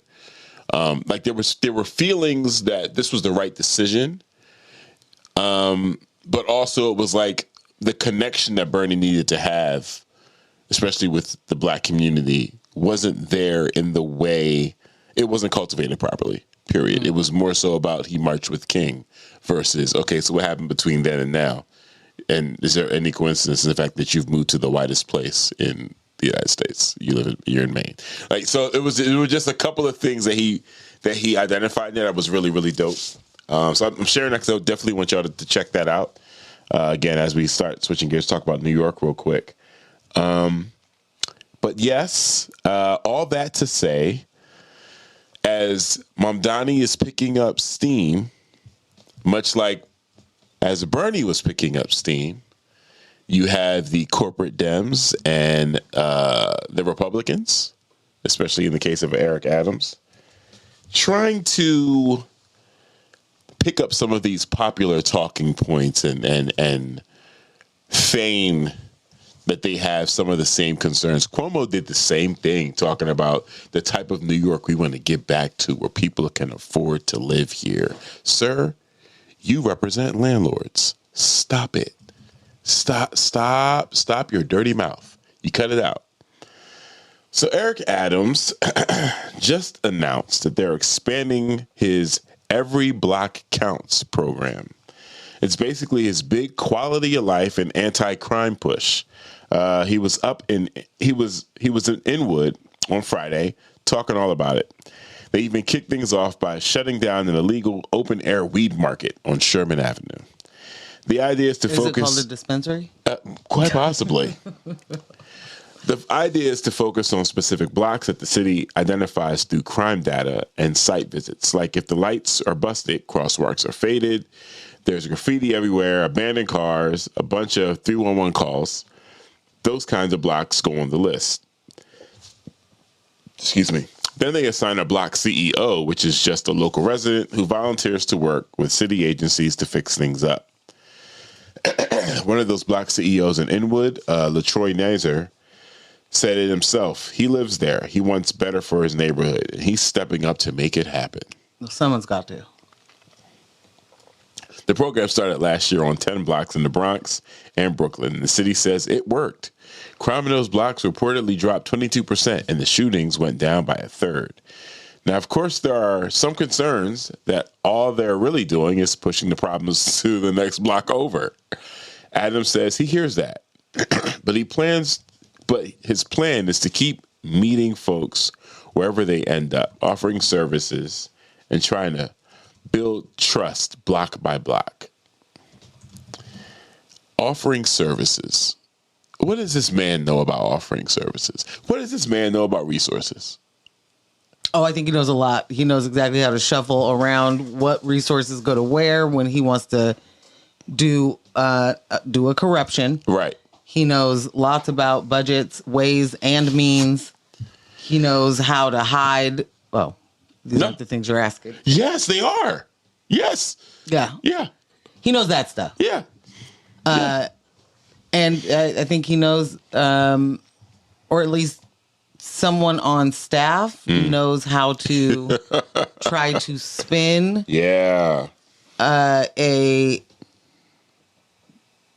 neighborhood watch / but add more cops and reporting, and we get to spend some of our resources just eyeballing you and making sure that, there's not a whole lot of riffraff happening on the block we just came and cleaned up. Just through the election.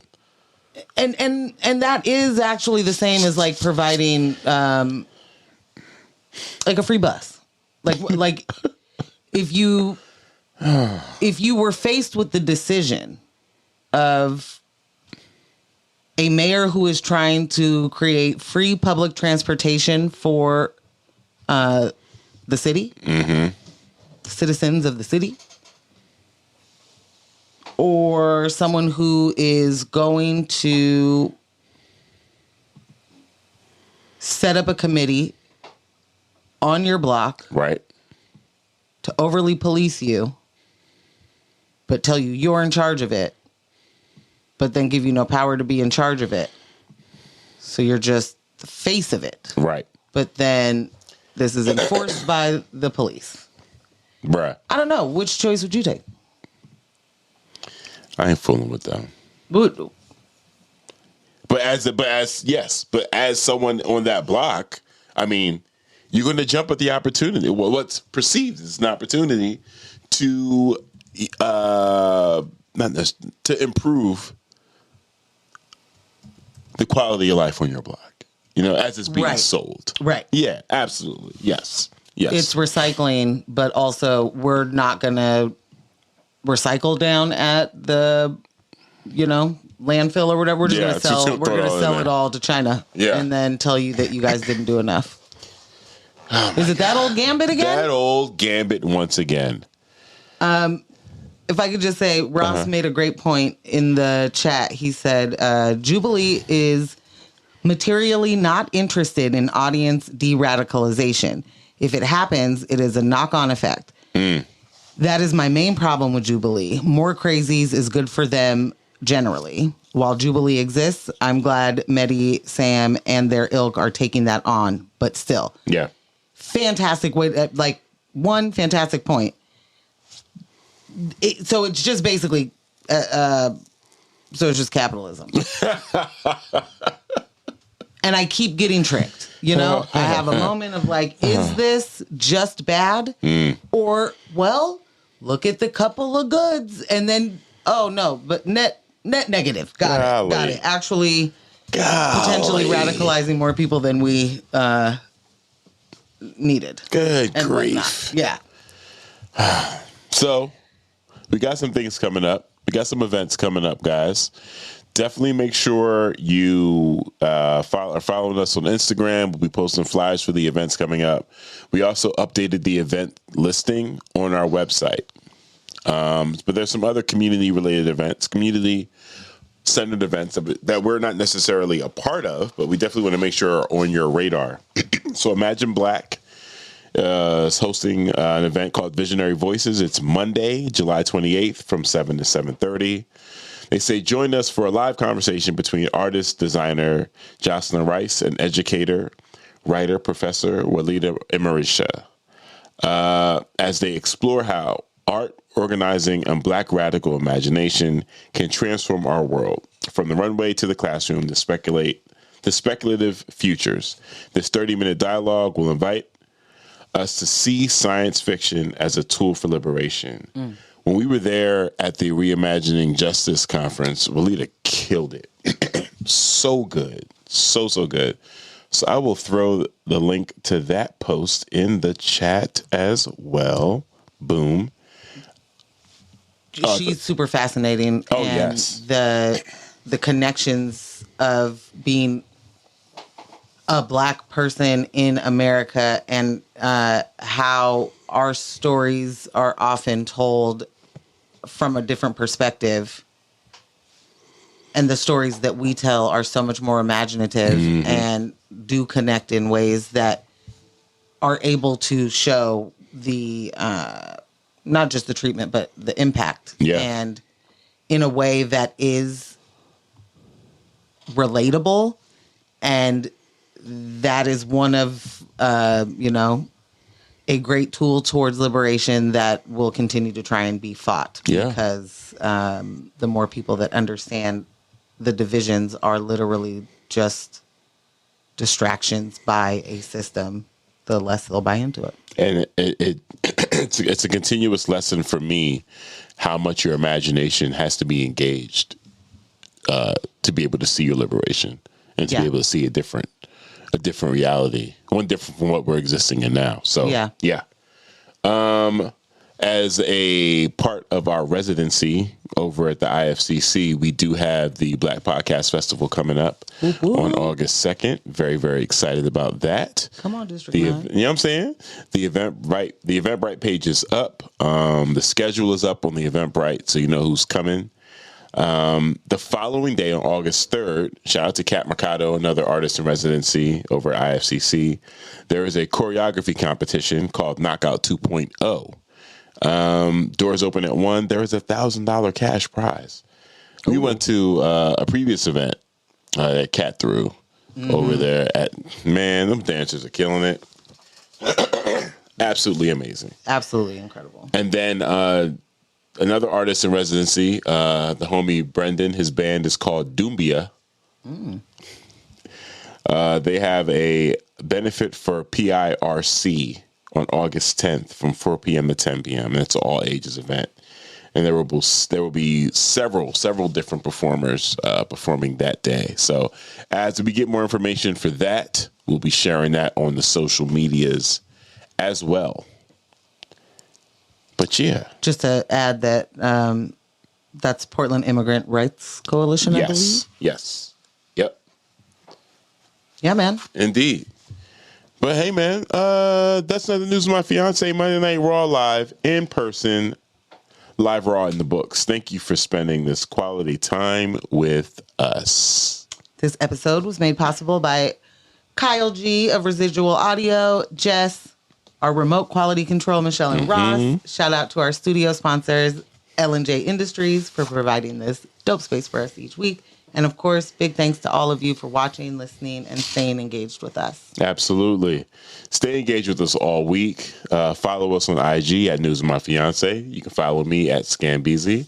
And you can follow Morgan at Portland Morgan. Become a member, sock it to our pockets, over at patreon.com/News of My Fiance. Treat yourself to one of everything. It's only right. Don't forget to hit that like button. Don't forget to subscribe. Don't forget to tell your friend to tell a friend. Share all the things, all the stuffs. Humongous thank you to all of our paying patrons. That's it. Patrons. Casey. C's. Share Bear. Ella. Jay. Katie. Kyle. Michelle. Olivia. Ross. And P-Tan. Yes. And our growing stable of free 99 fiancés. Join. Thank you for all your support. Be there. And encouragement, staying engaged with us. Man, and you know what the deal is. Don't let the individuals distract you from the systems. Poverty is a policy choice. People over profits. Power to the people. No war but class war. Go hard on systems and not people. And we will see you Thursday morning, 7:30 a.m. from 9:06 on X-Ray FM. Bye. Thanks for tuning in. And you can catch this show streaming live on YouTube every Monday night from 6:30 p.m. to 8:30 p.m. And our podcast episodes are available everywhere you listen to podcasts except Spotify.